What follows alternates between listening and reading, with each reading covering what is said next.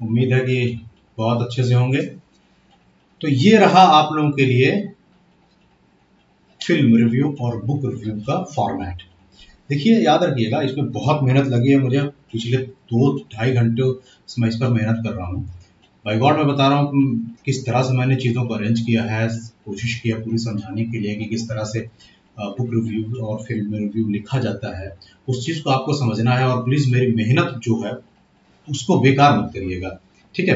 तो अब देखिए, सबसे पहले तो फिल्म रिव्यू जो भी लिखा जाएगा, जैसे हमने उठाया है एक फिल्म जो इंडियन फिल्म इंडस्ट्री की है, बॉलीवुड की फिल्म कभी खुशी कभी गम, ठीक है। तो इसके बारे में आपको पूरी डिटेल लेनी है, जानकारी लेनी है। एटलीस्ट कम से कम कुछ नहीं तो 5-6 पॉइंट्स जो है बहुत ज़रूरी हैं, उनके बगैर आपकी फिल्म का रिव्यू नहीं हो सकता। जैसे किसने डायरेक्ट किया है, स्क्रीन प्ले कौन है, ये ज़रूरी है, ठीक है। फिर स्टोरी किसने लिखी है, ये बहुत इंपॉर्टेंट है। किसने प्रोड्यूस किया है और उसमें कौन कौन से स्टारिंग है। स्टारिंग मतलब कि कौन कौन से स्टार्स, जैसे इसमें अमिताभ बच्चन है, जया बच्चन है, शाहरुख खान, काजोल, ऋतिक रोशन, रानी मुखर्जी। फिर सिनेमेटोग्राफी क्या है उसकी, किसने किया है, तो किरण देवहांस है। फिर किसने एडिट किया है, अगर एडिटेड नहीं है कोई दिक्कत नहीं, एडिट किया है किसने, लेकिन ये जरूरी है कि म्यूजिक किसने लिखा है, सॉन्ग किसने दिया है, प्रोडक्शन कंपनी कौन सी है, ठीक है। अगर आपको नहीं लग रहा है कि डिस्ट्रीब्यूटेड कंपनी कौन है तो कोई दिक्कत नहीं है, लेकिन ये 4-5 पॉइंट्स जैसे मैंने कहा कि एक ये हो गया, ठीक है। डायरेक्टेड बाई, डायरेक्ट किसने किया है, स्क्रीन प्ले कौन है, राइटर कौन है, फिर प्रोड्यूस्ड किसने किया है, स्टारिंग कौन है, फिर सिनेमेटोग्राफी किसके अंडर में था, फिर उसके बाद जो तो म्यूजिक किसने दिया है, सॉन्ग किसने लिखा है, ठीक, प्रोडक्शन कंपनी कौन सी है, उसके बाद जो है आपका रनिंग टाइम कितना है। अगर आप इसको मिनट में लिखना चाहें तो मिनट में लिख सकते हैं, और नहीं तो इसको अगर आप और भी कन्वर्ट कर दें तो और में मतलब हो जाएगा। लगभग ये जो है तो 2.5 घंटे की अप्रॉक्स की फिल्म है, ठीक है, या लगभग 3 घंटे तक जा रही है, कितना है, लगभग 3 घंटे की फिल्म है ये, ठीक, लगभग। फिर उसके बाद कंट्री, किस कंट्री से ये फिल्म बिलोंग करती है, इसकी लैंग्वेज क्या है, और अगर आपको बजट और बॉक्स ऑफिस कलेक्शन नहीं है तो कोई दिक्कत नहीं। फिर उसके बाद कास्ट कौन कौन से हैं उसमें, कि कौन से कैरेक्टर मतलब एक्टर ने कौन सा रोल प्ले किया है, ठीक है। जैसे लिखा अमिताभ बच्चन एज यशवर्धन, या फिर उसको शॉर्ट में यश रायचंद्र बोलते हैं, ठीक है। फिर उसके बाद जया बच्चन जो थी नंदिनी चंद्रन या रायचंद, नंदिनी चंद्रन रायचंद है। फिर उसके बाद शाहरुख खान जो है तो राहुल रायचंद है। फिर आर्यन खान एज जूनियर राहुल रायचंद है। आर्यन खान हमको लग रहा है शायद ये शाहरुख का ही लड़का है, जो भी है, मैंने ज्यादा फिल्म देखी नहीं है इसके बारे में, तो क्योंकि मुझे हॉलीवुड फिल्में जो है तो ज्यादा पसंद है, तो बॉलीवुड फिल्में बहुत चूजी हूँ मैं, बहुत ज्यादा, दोनों में, हॉलीवुड बॉलीवुड दोनों में बहुत चूजी, इसलिए मुझे बहुत ज्यादा पता नहीं है। तो कहते हैं काजोल ने किसका रोल प्ले किया, तो अंजलि शर्मा रायचंद का, क्योंकि she is already get married, इस फिल्म में उनकी शादी हो जाती है, इसलिए उनका रायचंद नाम है। तो अब ऋतिक रोशन है, तो ऋतिक रोशन जो है तो रोहन रायचंद के नाम से है। तो काबिश मजूमदार हैं जो जूनियर रोहन का नाम प्ले करते हैं, जिनको लड्डू कहा जाता है, रायचंद, लड्डू रायचंद शायद उनका पिट नेम होगा फिल्म में। तो करीना कपूर खान है, जो करीना कपूर, पहले खान नहीं लगा, करीना कपूर ही होती थी, सैफ के साथ शादी होने के बाद इनका करीना कपूर खान हो गया है। तो एज पूजा या फिर पू बोलते हैं उसको, हमारे यहाँ तो पू किसी और चीज बोलते हैं, खैर कोई बात नहीं, हम लोग पू लगा मुंह बन जाता है। तो शर्मा रायचंद है, पूजा शर्मा रायचंद के नाम से है, ठीक है। तो उसके बाद आपको प्लॉट जो है, ये देखिए, ये जो प्लॉट है, प्लॉट पे बहुत ध्यान रखना है। चलिए मैं इसको हाईलाइट कर देता हूँ, इसको कलर में करके। तो प्लॉट स्ट्रक्चर क्या है, कौन सी स्टोरी कहाँ से स्टार्ट होती है, तो टोटल प्लॉट पर ही जाकर के आप इस स्टोरी को फिनिश कर सकते हैं यहाँ पर, ठीक है। तो ये हो गया आपका फिल्म रिव्यू। इसी के साथ हम कोशिश करते हैं आपको बुक रिव्यूज बताने के लिए, इसी में है बुक रिव्यू। तो बुक रिव्यू हमने उठाया हुआ है the merchant of Venice by William Shakespeare. तो मेन कैरेक्टर कौन सा है इसमें, Antonio, Shylock, Portia, Bassanio, Jessica, Lorenzo, Gratiano and Nerissa. फिर ओरिजिनल लैंग्वेज क्या है, इंग्लिश है। कब पब्लिश हुई थी, किस फोलियो में, क्योंकि उस वक्त फोलियो चला करता था, ठीक है। तो फर्स्ट फोलियो में पब्लिश हुई थी। इसका मेन सब्जेक्ट क्या है, डेप्थ है। पूरी कहानी जो है तो कर्ज पर ही चलती है, कि किस तरह से बेसानियो कर्ज लेता है एंटोनियो के बिहाफ में, फिर एंटोनियो के साथ इतना खतरनाक सिचुएशन बन जाती है कि उसकी जान पर बनाती है और शाइलॉक बिल्कुल तैयार नहीं होता। आपको सारी कहानी पता है। अच्छा, हमने बुक रिव्यू इसीलिए उठाया हुआ है मर्चेंट ऑफ वेनिस, क्योंकि मुझे लगता है मोस्ट ऑफ द स्टूडेंट्स को मर्चेंट ऑफ वेनिस की कहानी मुंह ज़बानी पता होगी, खास करके जो सीबीएसई आईएससी बोर्ड के स्टूडेंट हैं उनको तो पता ही होगा पता। और ये बुक रिव्यू बुक जो है तो शायद यूपी बोर्ड में भी चला करती है, तो उनको भी इस तरह की कहानियां पता होंगी। तो अब जेनर क्या है, शेक्सपियरियन कॉमेडी है। रिमेंबर बहुत क्वेश्चन आता है, लोग कहते हैं कि ये क्या है, कैसे है, रोमांटिक कॉमेडी है, तो रोमांटिक कॉमेडी भी हो सकती है, कॉमेडी भी हो सकती है, लेकिन ट्रेजेडी नहीं है, ठीक है। मर्चेंट ऑफ वेनिस ट्रेजेडी नहीं है, ये कॉमेडी है।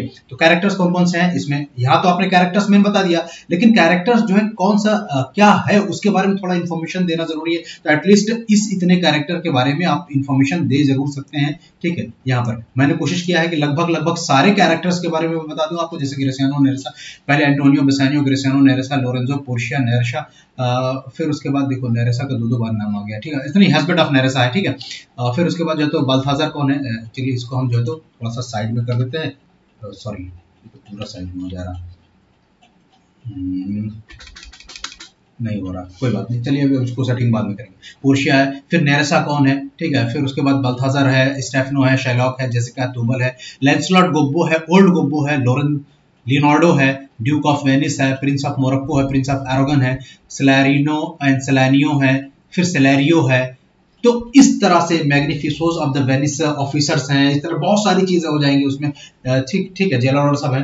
तो अब इसके तो अब अगर आप चाहें तो इसमें के मेन कैरेक्टर्स जो आपने यहाँ ऊपर लिखे हुए हैं, इन्हीं के बारे में आप थोड़ा सा डिस्क्रिप्शन दे दें कि कौन किस तरह का रोल प्ले कर रहा है और उसका क्या रोल है, ठीक है, कौन है वो, उसका रियलिटी क्या है। जैसे आप वो एंटोनियो के बारे में बताएंगे तो prominent merchant of Venice in melancholic mood, बहुत ज्यादा दुखी मूड में है वो। फिर बसानियो क्या है, एंटोनियो का बहुत सबसे अच्छा दोस्त है, फिर ग्रेसियानो भी बसानियो का सबसे अच्छा दोस्त है, एंटोनियो का भी अच्छा दोस्त है, लोरेंजो भी इसी तरह से है, पोर्शिया जो है तो बहुत ही अमीर शहजादी है और जो बाद में जो है तो पोर्शिया बसानियो की वाइफ बनती है। तो इस तरह से करके आप उसकी डिस्क्रिप्शन दे सकते हैं।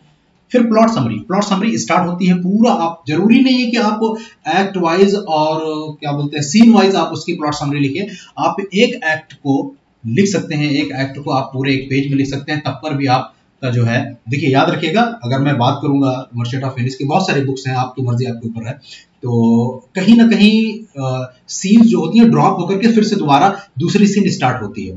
तो जैसे पहला सीन स्टार्ट होता है जब यहाँ से तो जाता है पूरा 2-3 सीन तक पहला एक्ट, फिर उसके बाद दूसरे एक्ट में पूरे 9 सीन है, तो 9 सीन को आपको एक पेज में या 1.5 पेज में ही समराइज करके लिखना है, पूरा समरी के हिसाब से लिखना है, एक एक चीज को उसमें डिस्क्रिप्शन देने की जरूरत नहीं है, लेकिन जहां आपको लगे कि हाँ ये बहुत इंपॉर्टेंट चीज है तो उसको आपको हाईलाइट कर देना है, ठीक है। तो यहाँ से आपका प्लॉट समरी स्टार्ट होता है। देखिए मैंने ये छोटी सी पिक्चर उठाई थी, तो ये पिक्चर है आपकी, ये वो सीन है, ये शाइलॉक है, ठीक है, जो गलियों में जो है चारों तरफ से चीखता चिल्लाता फिरता है कि मेरी बेटी भाग गई, मेरी बेटी, तो लड़के भी उसके पीछे चिल्लाते हैं, अरे उसकी बेटी भाग गई, सोना चांदी लेके भाग गई, लोरेंजो के साथ भाग गई, ईसाई के साथ भाग गई, तो वही सीन है ये।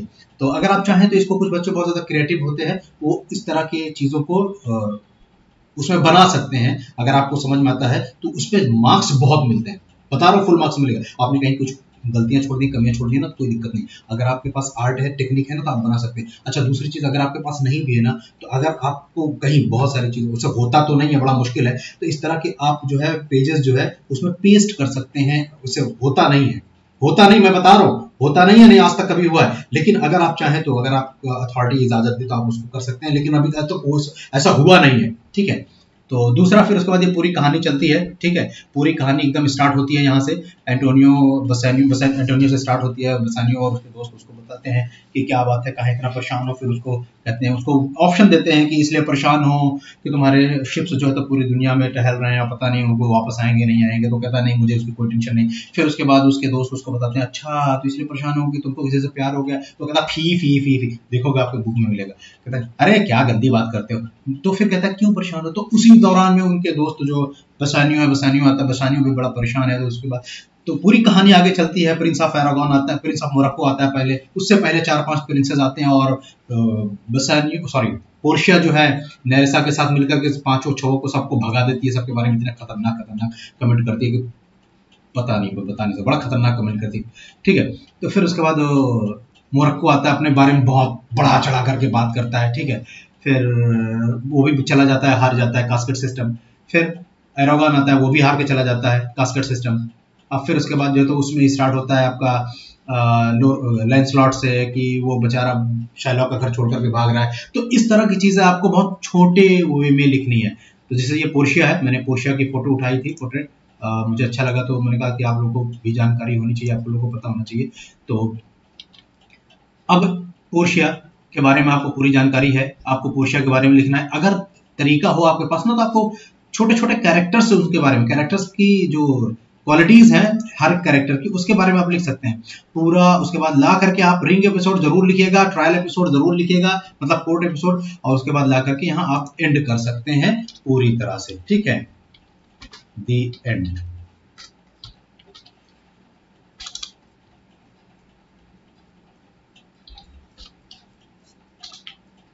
दी एंड, आप इस तरह से दी एंड कर सकते हैं पूरे पूरे इसका।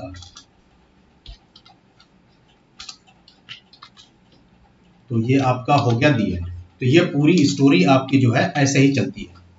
तो इस तरह से आपका बुक रिव्यू, फिल्म रिव्यू दोनों हो गए हैं। अगर आपको फिर भी समझ में नहीं आया है तो हम आपको दिखाते हैं कि how to write a book review and film review. Suppose मान लीजिए कि ये फिल्म रिव्यू है, ठीक है, तो ये देखिए हम आपको उठा करके दिखाते हैं आपका फिल्म रिव्यू। देखिए कुछ ऐसे लिखा जाएगा फिल्म रिव्यू।